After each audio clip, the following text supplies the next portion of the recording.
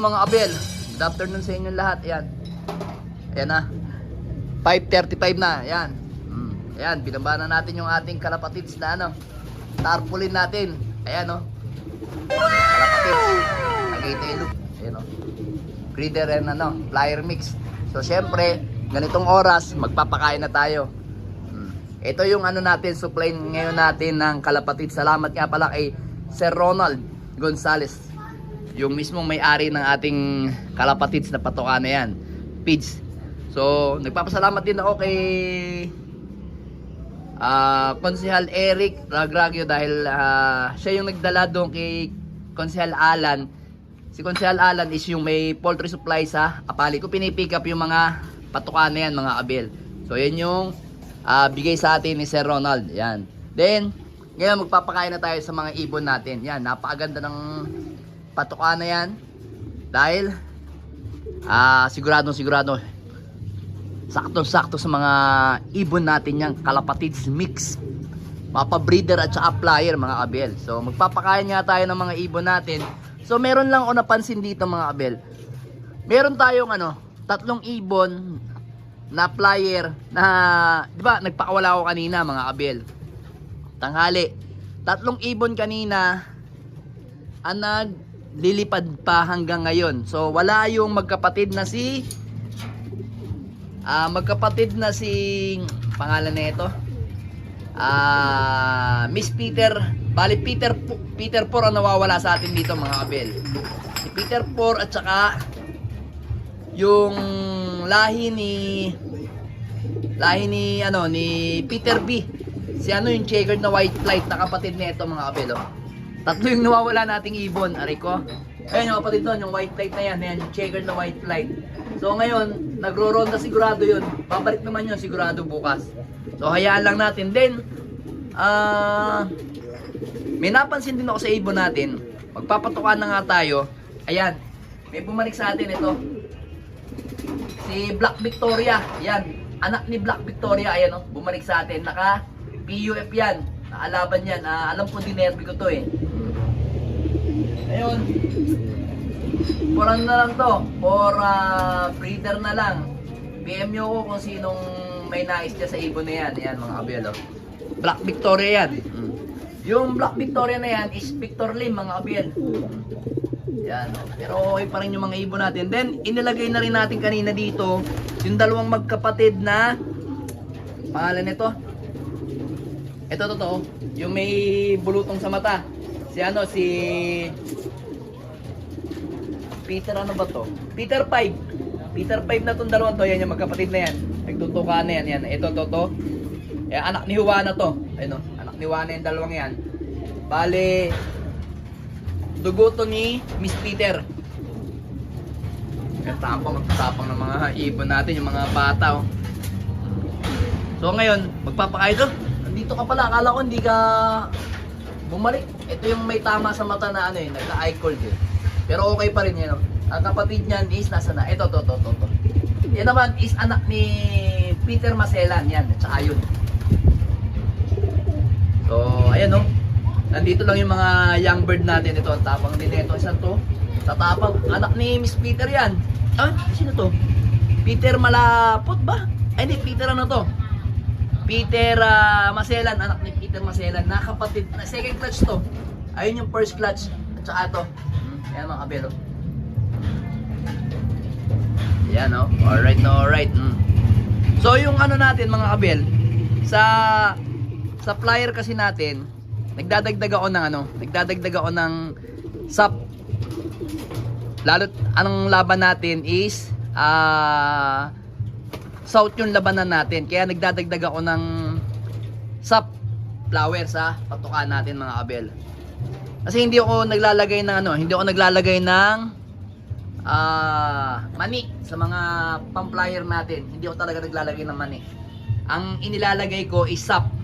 Nagdadagdag ako ng SAP sa flyer mix ng kalapatids, mga abel. So yun yung magiging ano nila, magiging parang mani nila, yan oh. So yun, magpakain lang tayo, mga abel, saglit lang. So ayan, mga abel oh. Ayan oh, nagkakain na yung mga ibon natin. Ayan. Ilang. Ubusin nyo yung pagkain ninyo. Saktong-sakto yan. Namumukadkad yung ano natin sa flower, sa patuka natin mga abel. Para sa mga flyer lang yan. Pero yung breeder na gamit natin, ayun o. Ito mga abel. Ito, kaya hindi ko muna binubuksan dahil meron pa akong nakalagay sa mga lalagyanan ko. Yun yung kulay green na yun at saka yun. Flyer naman yung green. Ayun yung light green, breeder. So yung breeder ko naman, itong breeder natin, ito ginagamit natin. Itong breeder na mix na to, nagdadagdag lang ako ng, bale yung talagang mixing ko, 5 kilo, tapos 4 plus pala, 4 plus pala ang nilalagay ko dito. Dati kasi GMP ang nilalagay ko eh. Ngayon, 4 plus na lang, 4 plus, 5 kilo nito, tapos 4 plus, ihahalo ko yan. Then dito naman sa flyer naman natin to, kaya to baliktad mga abel, kasi naubusan ng sako sila. Kaya ito muna yung ginamit nila. So ito flyer naman to. Ang inilalagay ko naman dito, 5 kilong flyer ng kalapatids, tapos lalagyan ko rin ng 1 kilong sap. Yan. Ganyan lang ginagawa ko sa mga patuka ko mga abel. Pero napakainam yan. Talagang ano yan. Patuka ng mga champion. Kalapatids. Oh. Kaya mga abel, oh. Solid na solid yan. So ito mga ibon na, ay! Nakapisa na tayo, yun oh. Wow naman, nakapisa na kami mga abel oh. Teka lang. Kay Peter Maselan yan. Ay, Peter Maselan. Oh, tama, Peter Maselan. Wow, pero. Yan mga abel, nakapisa na tayo. Ayan. Ayan, nakapisa na tayo. Kay Peter Maselan. Pero mga abel, ang ano nito is hindi kanyang egg yan mga abel. Ang egg na yan is, ang egg nila is kay pangalan to, NPL natin, yung kay Pastel at saka kay Jimmy D, yung lahi ni Jimmy D. Yan yung napisa nila mga abel oh. Yan. Papakain na tayo sa kanila. Ay, baltan na natin yung tubig nyo oh. Naiputan. Then eto naman yung ibon natin na si, ay nga pala, kahapon pala yung anak pala ni Rigor at saka nito na may puti sa buntot, yung pala yung ano, diba 7 lang yung nabilang ko, yung pala yung pang-8 nawawala. Ganun talaga pagka ano, babalik naman yun pagka ano, kasi ako pagka ang ibon sa flyer natin is nag-fly away, hindi ko masyado hinahanap yun. Kumbaga hinihintay ko rin naman siya kasi alam ko babalik din yun kinabukasan. Talagang ganun talaga mga ibon.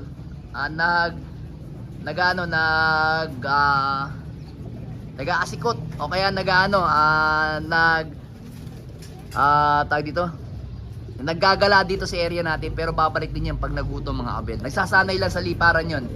So yun, eto naman yan o, yung dalawa natin, yan yung napisa ni Peter Maselan. Yan dalawang yan, yung anak nila. Ginagamit natin na yan is egg 1,000 mga abel, para healthy yung kanilang egg. Then ito pa naka-egg 1,000 yan.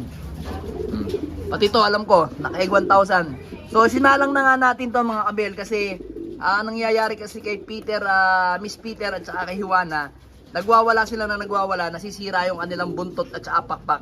Kasi nga matagal na silang mga siguro 3 to 4 days na silang hindi nagsasama. So sinama ko na lang kanina kasi nga nakikita ko nasisira yung mga buntot nila. Sabi ko pagsasamahin ko rin naman, pagsamahin ko na yan. Pero okay na naman sila. Na goods na naman yung katawan nila kaya pinagsama ko na uli. Ito malapit na mapisa. Ito si Luha, yan. So magpapakain na nga tayo mga abel sa mga ano natin, mga breeder natin mga abel.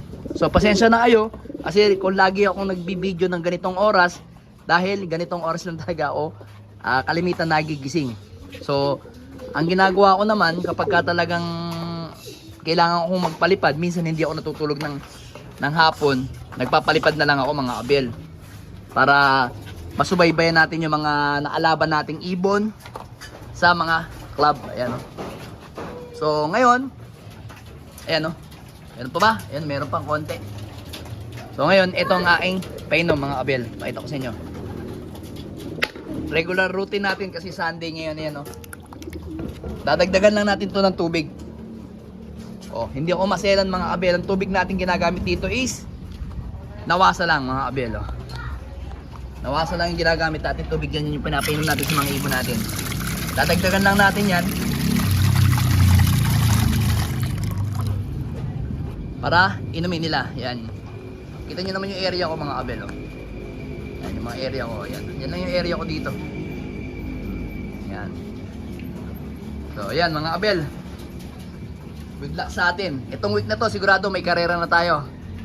Pero naka-alalay sa atin ang Kalapatids mix at saka yan mga breeder mix at saka flyer mix para sa mga ibon nating magagaling at matatayog ang lipad. Alright, let's go! Let's get